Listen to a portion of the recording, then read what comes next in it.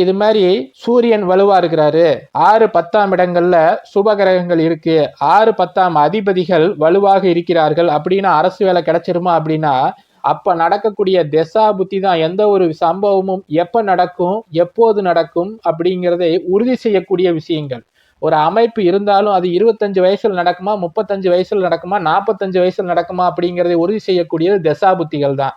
அரசு வேலைங்கிறது ஒரு நிரந்தர சம்பளம் தரக்கூடிய ஒரு வேலை அப்படிங்கறதுனால அடுத்த 30 வருடங்களுக்கு உங்களுக்கு நிலையான ஒரு வருமானம் இருக்க வேண்டும்ன்ற அமைப்பு உங்க ஜாதகத்துல இருந்தால்தான், அதற்கேற்ற யோக திசைகள் அடுத்தடுத்து வர்றதா அப்படிங்கிறது உங்க ஜாதகத்தில் இருந்தால் மட்டுமே அரசு பணி கிடைக்கும். இல்லைன்னா சூரியன் வலுவா இருப்பதற்கான மற்ற காரகங்களாகிய சூரியனுடைய எலக்ட்ரீசியன், மின்சாரம், தலைமைத்துவம், மேனேஜர் இது மாதிரி மற்ற பண்புகளில் நீங்கள் சிறந்து விளங்கலாம். ஆனா அரசாங்கத்துல பணி கிடைப்பதற்கான வாய்ப்பு தள்ளிக்கிட்டே போகும். ஏன்னா இந்த 30 வருடங்கள் 20 வருடங்கள் அந்த வேலை கிடைச்சு அடுத்து வரக்கூடிய திசைகள் யோக திசையாக இருந்தால் மட்டுமே அந்த நிரந்தரமான ஒரு வருமானம் அப்படிங்கிறது டான் 1ஆம் தேதி வந்துகிட்டே இருக்கும்.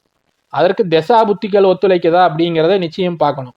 சரிங்க, இப்போ இந்த வீடியோவில் அரசாங்க வேலை கிடைப்பதற்கான காரக கிரகம் எது, அதற்கான பாவங்கள் எது, அந்த பாவகாதிபதிகள் எந்த மாதிரி அமைப்பில் இருந்தால் ஒருவருக்கு அரசாங்கத்தில் கீழ்நிலை பதவியிலிருந்து உயர்நிலை பதவி வரைக்கும் கிடைக்கும் அப்படிங்கிற எல்லாத்தையுமே டீட்டெயில்டாக பார்த்தோம். இந்த வீடியோ உங்களுக்கு பிடிச்சிருந்துச்சுன்னா லைக் பண்ணுங்கள், உங்களுடைய கருத்துக்களை கமெண்டில் சொல்லுங்கள். நம்ம சேனல் பிடிச்சிருந்துச்சுன்னா சப்ஸ்கிரைப் பண்ணிக்கோங்க. வீடியோவை கடைசி வரைக்கும் பார்த்ததுக்கு நன்றி, வணக்கம்.